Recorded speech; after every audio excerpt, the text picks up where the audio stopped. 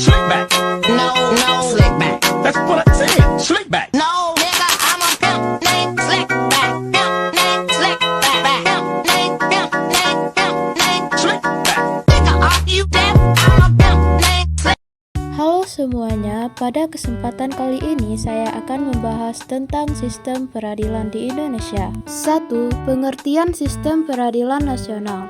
Sistem peradilan nasional adalah suatu keseluruhan komponen peradilan nasional yang meliputi pihak-pihak dalam proses peradilan. Hierarki kelembagaan peradilan ataupun aspek-aspek yang bersifat prosedural dan saling berkaitan sedemikian rupa sehingga terwujud keadilan hukum. Berikut adalah komponen-komponen dalam sistem peradilan. A. Materi hukum. Materi hukum mencakup di dalamnya hukum material dan hukum formal atau hukum acara.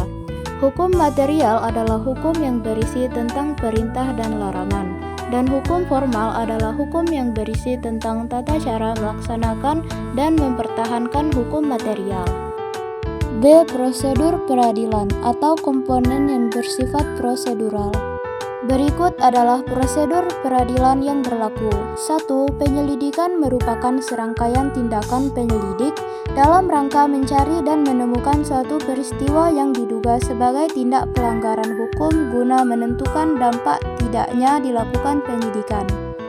2. Penyidikan merupakan serangkaian tindakan penyidik dalam rangka mencari serta mengumpulkan bukti, dan melalui bukti tersebut dapat ditemukan titik terang atas pelanggaran yang terjadi serta siapa orang yang menjadi tersangka. 3. Penuntutan merupakan tindakan penuntut umum dalam rangka untuk melimpahkan perkara ke pengadilan yang berwenang menurut cara yang ditentukan oleh undang-undang dengan permintaan agar diperiksa dan diputuskan oleh hakim di sidang pengadilan.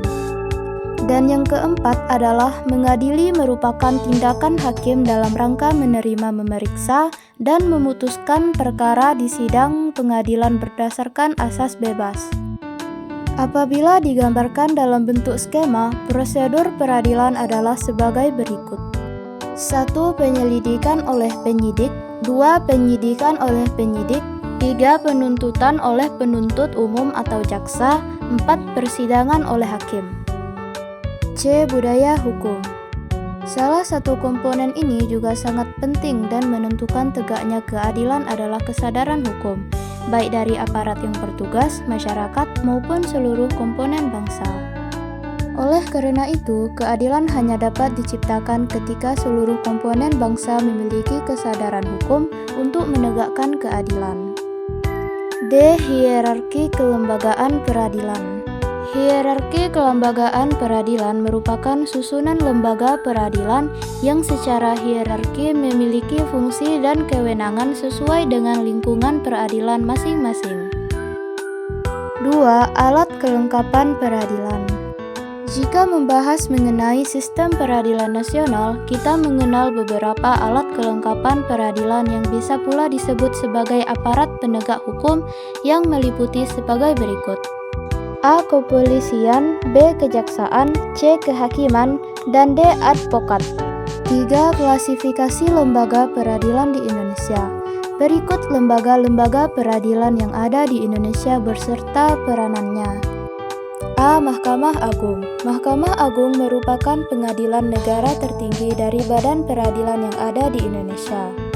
Mahkamah Agung bertindak sebagai pengadilan kasasi, yaitu memiliki kewenangan untuk memeriksa ulang putusan-putusan dari pengadilan di bawahnya, seperti pengadilan tinggi atau pengadilan banding, untuk memastikan kesesuaian dan keadilan dalam penerapan hukum.